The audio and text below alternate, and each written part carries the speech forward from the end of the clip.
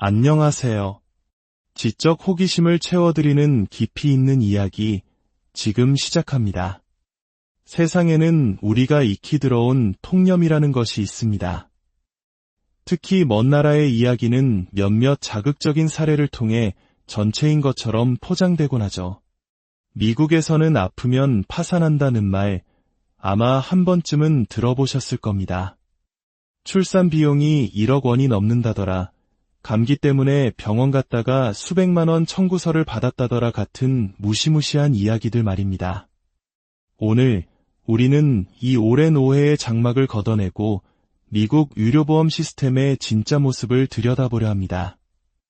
특히 미국 전체 인구의 약 절반에 해당하는 회사에 다니는 직장인들이 가입하는 직장 의료보험에 초점을 맞출 것입니다. 이 이야기는 단순히 정보의 나열이 아닌 한국의 시스템과 비교하며 우리가 무엇을 오해하고 있었는지, 그리고 각 시스템이 추구하는 근본적인 철학은 무엇인지에 대한 깊은 이해를 돕는 여정이 될 것입니다.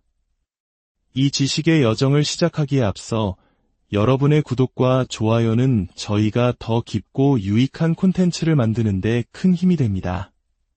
진실을 탐구하는 이 길에 동행해주시는 모든 분들께 깊은 감사를 드리며 여러분의 삶에 늘 평안과 건강이 함께하기를 기원합니다. 이야기의 핵심은 바로 청구된 금액과 실제로 내는 돈의 차이에서 시작됩니다. 이것이 바로 모든 오해의 근원입니다.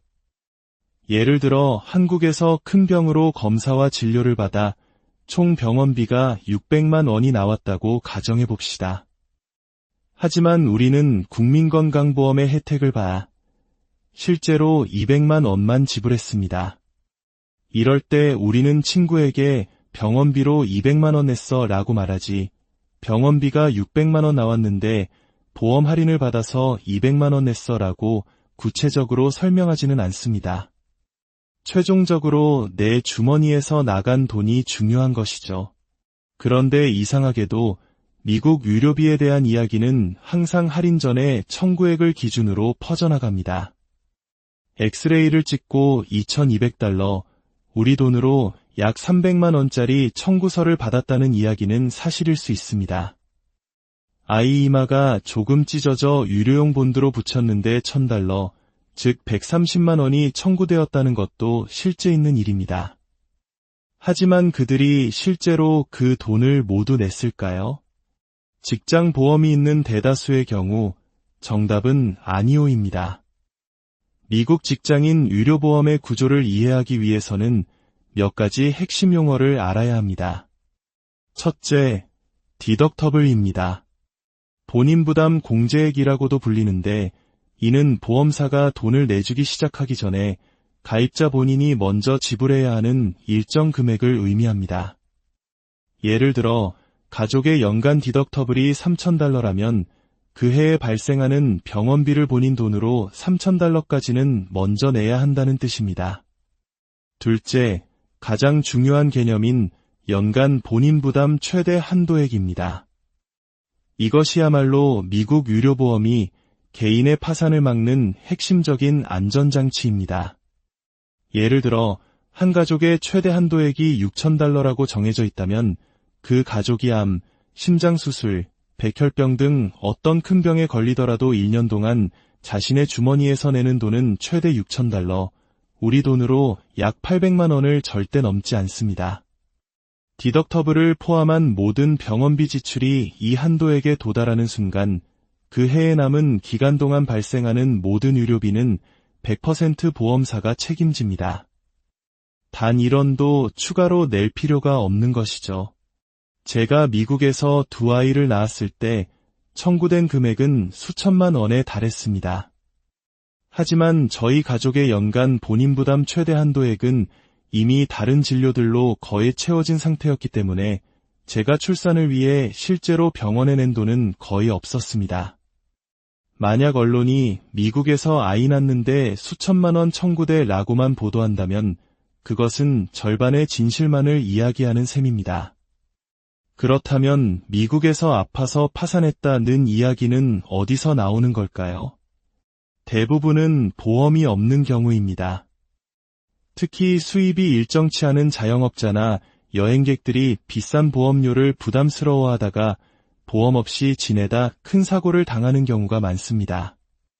제 주변의 한 자영업자분이 교통사고로 2주간 입원하고 수술을 받은 후 3억 원이라는 엄청난 병원비 청구서를 받았습니다. 보험이 없었기에 막막한 상황이었죠. 하지만 미국 병원에는 소셜워커, 즉 사회복지사가 상주하며 이런 환자들을 돕습니다. 이들은 환자의 소득과 재산 상태를 파악하고 병원과 협상하여 환자가 감당할 수 있는 수준으로 지불액을 조정해줍니다. 3억 원을 청구받았던 그분은 소셜워커와의 오랜 상담과 협상을 통해 결국 30년에 걸쳐 총 2,700만 원을 갚는 것으로 합의했습니다. 한 달에 약 7만 5천 원 정도 되는 금액입니다. 병원 입장에서도 3억 원을 전혀 받지 못하는 것보다 일부라도 받는 것이 낫기 때문에 이런 협상이 가능합니다. 물론 이것이 이상적인 상황은 아니지만 적어도 청구서 금액 그대로 파산하도록 내버려 두지는 않는다는 것을 보여주는 사례입니다. 더 흥미로운 지점은 한국과 미국의 의료보험료 산정 방식의 차이입니다. 한국의 국민건강보험은 소득에 비례하여 보험료가 책정됩니다. 연봉이 1억 원인 사람과 2억 원인 사람은 내는 보험료가 다릅니다. 하지만 미국의 직장 의료보험은 같은 회사, 같은 보험 플랜에 가입되어 있다면 연봉이 5만 달러인 신입사원이든 50만 달러인 임원이든 매달 월급에서 공제되는 보험료는 동일합니다. 소득이 아무리 높아져도 보험료가 오르지 않는 구조입니다. 이는 고소득자에게는 상당한 이점일 수 있습니다. 오히려 한국에서는 중병에 걸렸을 때 파산의 위험이 존재한다고 말하는 전문가들도 있습니다. 바로 비급여 항목 때문입니다. 한국의 건강보험은 감기 같은 가벼운 질병에는 폭넓게 적용되어 저렴하게 병원을 이용할 수 있지만 암이나 희귀질환 같은 중병 치료 과정에서는 건강보험이 적용되지 않는 비급여 항목이 많아 환자 본인 부담이 기하급수적으로 늘어날 수 있습니다. 그래서 많은 한국인들이 만일을 대비해 비싼 사보험에 추가로 가입하는 것이죠. 반면 미국의 직장 의료보험은 애초에 설계 목적 자체가 개인의 재정적 파산을 막는 것에 있습니다. 앞서 설명한 연간 본인 부담 최대 한도액이라는 강력한 안전장치가 있기 때문에 아무리 큰 병에 걸려도 한 해 지출할 의료비 상한선이 명확합니다. 따라서 미국 직장인들은 한국처럼 암보험, 수술비보험 같은 각종 사보험의 중복으로 가입할 필요성을 거의 느끼지 못합니다. 최근에는 고액 공제 플랜이라는 새로운 형태의 보험이 많아지는 추세입니다. 이 플랜은 매달 내는 보험료가 저렴한 대신 디덕터블 금액이 높아 어지간한 작은 병으로는 병원에 잘 가지 않게 만듭니다. 감기로 병원에 가면 15만 원 정도를 내야 하니 집에서 휴식을 취하는 편을 택하는 것이죠.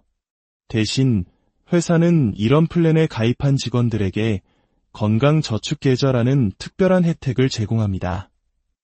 세금 감면 혜택이 있는 이 계좌에 회사가 매년 일정 금액을 넣어주거나 직원이 돈을 넣으면 이 돈을 병원비로 사용하거나 주식 등에 투자하여 불릴 수 있습니다. 저 같은 경우 10년간 이 계좌에 꾸준히 저축하고 투자한 결과 그동안 가족의 병원비를 모두 지불하고도 현재 약 1억 원에 가까운 잔고가 쌓여 있습니다. 만약 우리 가족에게 큰 병이 닥쳐도 이 계좌의 돈으로 앞으로 7년간의 최대 의료비를 모두 감당할 수 있다는 계산이 나옵니다. 이는 또 다른 형태의 든든한 재정적 안전망이 되어줍니다. 의료 서비스의 질적인 측면도 생각해 볼 문제입니다. 한국의 소아과를 방문했을 때 수많은 아이들과 부모들로 붐비는 대기실에서 오랜 시간을 기다려 의사 선생님을 3분 남짓 만났던 경험을 많은 분들이 가지고 계실 겁니다.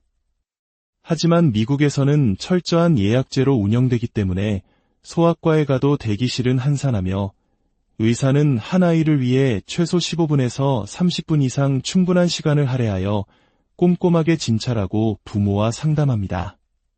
물론 그만큼 비용이 비싸지만 서비스의 질은 높다고 할 수 있습니다. 이야기를 마무리하며 오늘 우리가 나눈 이야기는 어느 한쪽의 시스템이 우월하다고 말하려는 것이 아닙니다. 저렴하고 신속하게 병원을 이용할 수 있는 한국 시스템의 장점은 분명하며 세계적으로도 높이 평가받고 있습니다. 다만 미국에서 아프면 무조건 파산한다는 오랜 통념이 적어도 안정적인 직장을 가진 대다수 미국인들에게는 해당되지 않는다는 사실을 균형 있게 바라볼 필요가 있다는 점을 말씀드리고 싶었습니다. 모든 시스템에는 빛과 그림자가 공존합니다.